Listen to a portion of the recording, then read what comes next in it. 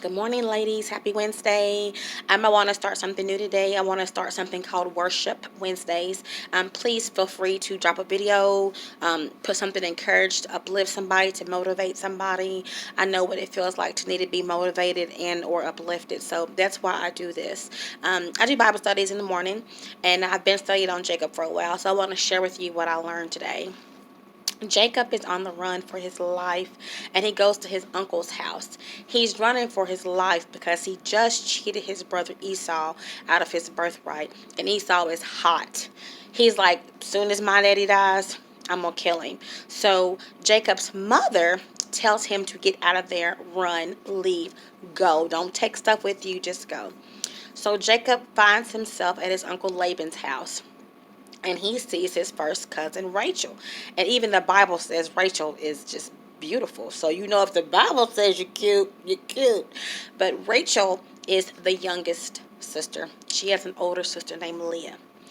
But when Jacob sees Rachel, his heart's just like, boom, boom, boom, boom, gotta have her. So he goes to his uncle. He's like, hey, unc, Rachel, she's cute, she's beautiful. Can I have her? I don't have anything to give to you for her because I left in such a hurry.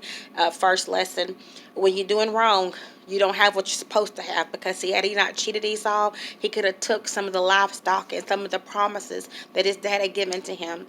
But because he had done wrong and he had to leave so swiftly, he had nothing with him. So he had nothing to pay his uncle for Rachel, because back then women were looked at as property because they were a worker inside the home. So his uncle makes him a deal. He says, I'll let you marry Rachel, but you have to work for me for 7 years. Jacob's like, cool, I'll do it. Works with him for 7 years. They have the wedding. They have the reception. They consummate their marriage. They wake up the next morning, and Jacob rolls over. It was not Rachel. It was Leah. And the Bible says Leah wasn't bright in the eyes. I think it's God's way of saying she was kind of, I'm not going to call her ugly, but she was one of God's little special flowers. So he's hot. He goes to his uncle. He's like, listen, you tricked me. You told me that if I worked for you for 7 years, I could marry Rachel. Oh, Uncle Cheater Laban said, yeah, but it's our custom to marry the youngest daughter first, and then, to marry the oldest daughter first, and then the youngest daughter, can be married. I bet you Jacob was like, you couldn't tell me at first. Now I done married this girl. But he makes a deal with him. So after the week-long celebration, he marries Rachel, but only after he agrees to work 7 more years. So he works 14 years, ends up with 2 wives. I'm pretty sure Uncle Laban is the real VIP right here, because he got 14 years of service and both of his daughters are married.